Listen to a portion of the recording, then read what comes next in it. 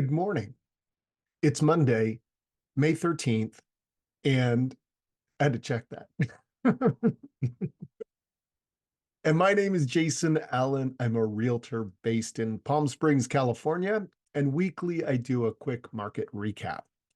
This week I'm focused on Rancho Mirage. If you give me a moment, I'll bring up my slides. This information is the Desert Housing Report produced by the Greater Palm Springs Realtor Association and the California Desert Association of Realtors. We actually have two associations here in town. And for those that don't know where Rancho Mirage is, it's a little bit south and a little bit east of Palm Springs. So where my cursor is, that's about downtown. And if you jump on the 111, which is Palm Drive, it takes you right down into Rancho Mirage. These are numbers for April of 2024. We're in mid-May. So the last most complete month is April. And I'll start with some valley-wide numbers. So this we call the sales recovery chart. And if you can see, if we use zero and this normal line, we are at this point, and now this is fairly short intervals over the last 2 years where COVID hit and we went way above normal sales. Now we're lower, but you can see we're actually recovering from our low point early in 2023. So this is a positive sign. Now, in January of this year, we were down a little bit lower. But here we are almost mid-year, and you can see us trending in the right direction. This is also a valley-wide chart, and we look at the median, and this just gives us a benchmark for the health of our overall market. And median, just to remind those folks that don't know, median is in the middle. Half of the homes sold were above that number, half were below. So we're currently at about 724 or 725, if you would look at it like that. Now, this bounces around, but you can see from going back to our low in January of 2009, we've kind of bounced along, but the reality is if you bought your house anytime after 09, you're sitting on equity. That's a good thing. It may not be at its high water mark for your particular house in your particular development, but by and large, the median is much higher. So let me go down here to our Coachella Valley median attached home price. So once again, I apologize, I didn't point this out. This is the detached home, so that's a single family dwelling. And this would be your condos, townhouses, that sort of thing as an attached home.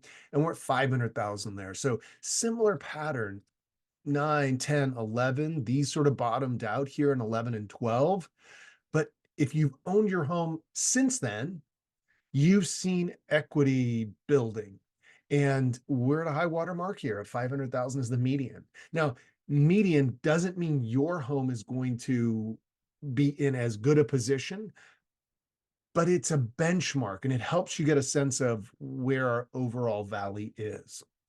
Now let's go down into Rancho Mirage specifically. And for this page, we take the average sized home. And in Rancho Mirage, the average sized home is about 3,200 square feet.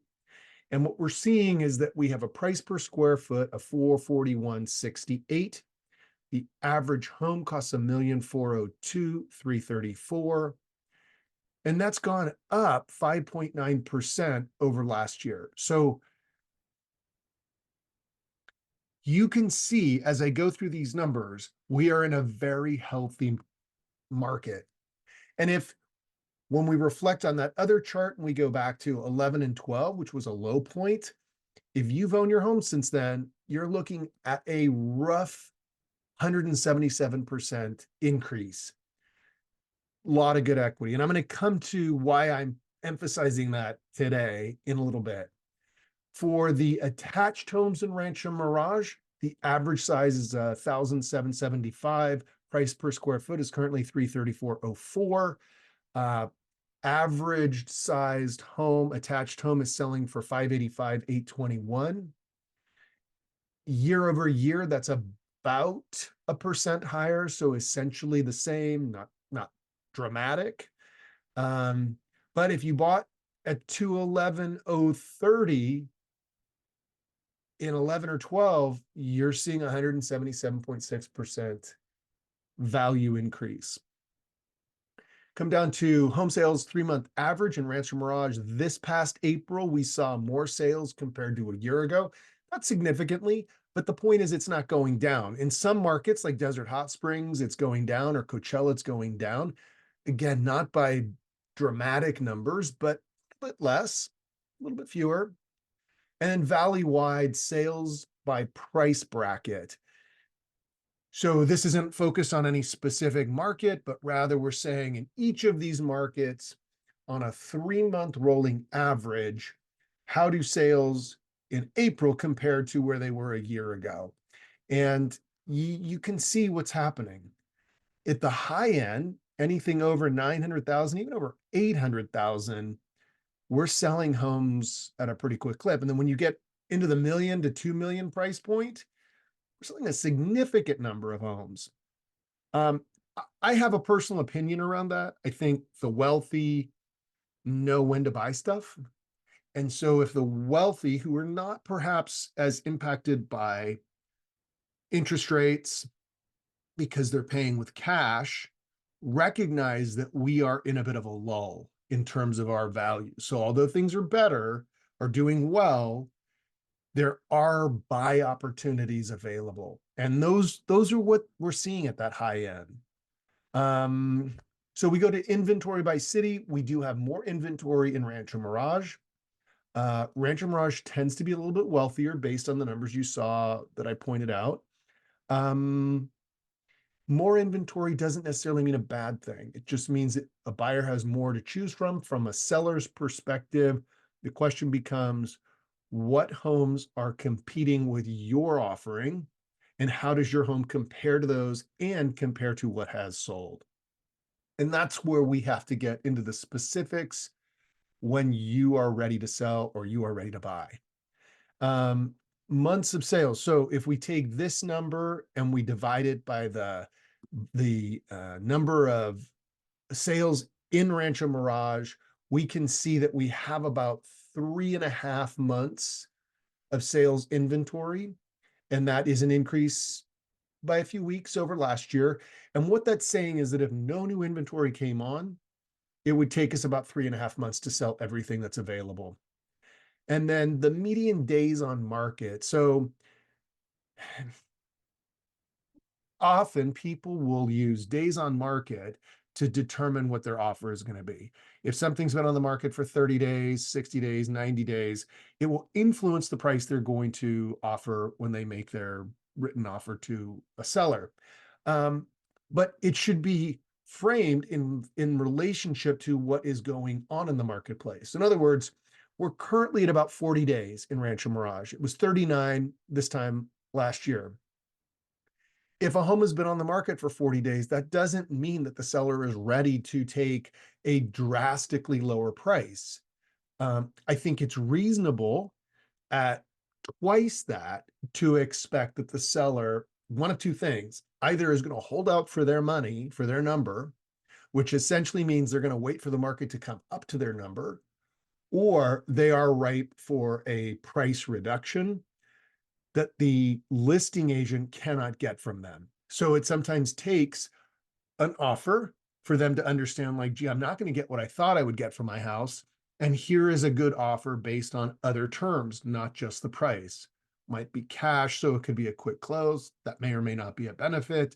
It may be, we're not going to do inspections.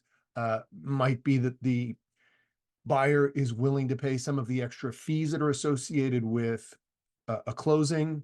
So yeah, days on market is a good indication. It also suggests, and I'm going to focus on this a little bit more, when a house comes on the market, if it's priced right, it's going to sell quickly. And so any expectation from a buyer's perspective that you're going to offer less than the asking price when the home has just hit the market is unrealistic. That's when the seller is getting the most interest. and the most opportunity to get the best price. And then percent of homes selling over the asking price is 14.8%. So only 15% of the houses are getting more than what the seller is asking. And what I say every time I bring this chart up is that sellers, many sellers, are pricing their homes correctly when they hit the market. So there isn't this sense from the buyer that this number is too high. I've got to come on. I'm going to offer them less. And then average selling discount. So be that as it may, that 15%, on average, there is a little bit that the sellers are giving back, but these are averages. It could be that one house sells for 10% less, another might sell for the 15% over, but this is where it breaks down. By and large, people are expecting a little bit of a trim. And I would say that with the sellers that I've been working with lately, they sort of expect, if they're not willing to come on dramatically less than what the competition is or the comparables are, then they're just sort of expecting that the buyer is going to ask for a little bit. And that's playing out, and that's where you're getting the 3 and 4%. I'm going to take a moment to share a couple of other things with you.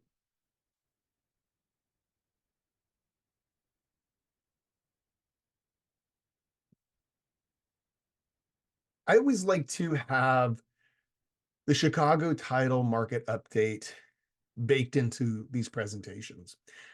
Christian and Shauna Bailey provide these to me. And what I like about them is that they've got this little quick indicator. Essentially, what it's saying is we're in a seller's market because we have less than 6 months of inventory. So while our inventory is increasing and it's giving buyers more options, it's not so weighting it towards the buyer where we're more than 6 months of inventory. And they also go through with breaking things into houses, condos, and co-ops. And they're showing here as a median list price of $1,295,000. This is for Rancho Mirage, by the way. Median price of a new listing, $1,149,000. So you see, while the median listing is here, this is the new listing. So sellers are recognizing things are moving a little bit slower, so they're coming on a little bit less. You can always pause your YouTube replay so you can study these a little bit more. But if we go into these quartiles, they break it into market segments of 25% in each quartile. And you can see that the lower three are moving along nicely. The upper is expanding a bit. I mean, it's increasing a bit. You did hit a lull here in November of 23. That's when you should have bought your most expensive house, but doesn't mean you shouldn't do it today if that's where you want to be. All right, and that's for the single family dwellings. Let me go over to condos. Also showing us in a seller's market, but you see where the median list price is coming down, but the new listing median price is actually higher. So these sellers on average are not actually responding to what the market is saying. And I would expect days on market to increase for condos. In the quartiles here, you can see we're, again, sort of humming along. Though interestingly, this is that these two quartiles are where this one and this one, the green and the yellow, are these price points here. And if you look down, you can see where that's actually decreasing. So markets ebb and flow. This is April, maybe into May now. Some of those people have taken price reductions. And then they did recently add co-ops. Oh, they're actually not showing any co-ops in Rancho Mirage. It's very interesting because I guess the one co-op that I'm thinking of is in Palm Desert. So next thing I'm going to show you is mortgage applications. And I've touched on this before. I bring it up every so often. And essentially, as interest rates go up, mortgage applications go down. There's an inverse relationship to them. And we're at interest rates that are at just over 7% right now for a 30-year fix. And that's what a lot of people do is they'll buy into a 30-year fix. Um, it's important to understand that when interest rates are low, prices are higher. When interest rates are high, prices are lower. That's the downward pressure on our prices right now is the higher interest rate. The thing about that is that as interest rates go up and prices go down, you're basically taking money from the seller's pocket and putting it into a banker's pocket.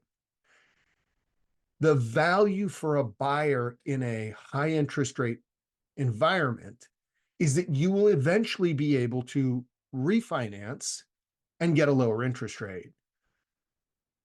And if you've bought in a market with high interest rates and therefore a downward pressure on price, you're going to bake into the life of your purchase a lower purchase price. If you wait for interest rates to come down, that money is going to go from banker's pocket into the seller's pocket. Seller's going to ask more money, and you're never going to be able to take that price and push it down. So is it a good time to buy? Yeah, I think it is. Would it have been better to buy in 2011 or 2012? Yeah, but we can't take the clock back. And I'm sure there were lots of people in 11 and 12 that were convinced, and I know because I had some of these as clients, convinced that prices were going to come down further, and all they did was go up. So if you're buying for a long-term ownership, and by long-term, I'm saying 7 to 10 years at least, you're going to be fine. You're going to be fine, even if we do have a year where prices come down a little bit more because interest rates go up.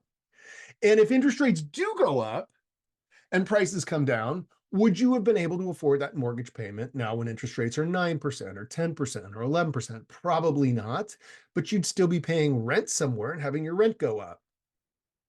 A couple more things I want to show you. One is if you don't subscribe to the Palm Springs Post, I'm going to advocate for it. It's free. You can throw them some money, which I'm sure they'd appreciate, but they will often just publish, I think monthly, they go ahead and publish the housing report.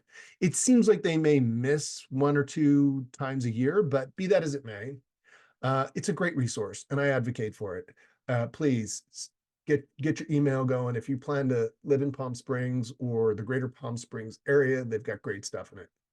And then the last thing I'm going to push for is you sign up for the Visit Greater Palm Springs newsletter because they've got awesome things to do here. And if you're coming here as a vacationer or someone that's going to move here, you get to be on top of what's happening locally. That's all I've got today. I'm going to stop sharing my screen. Thanks so much for joining me, and I will see you again soon.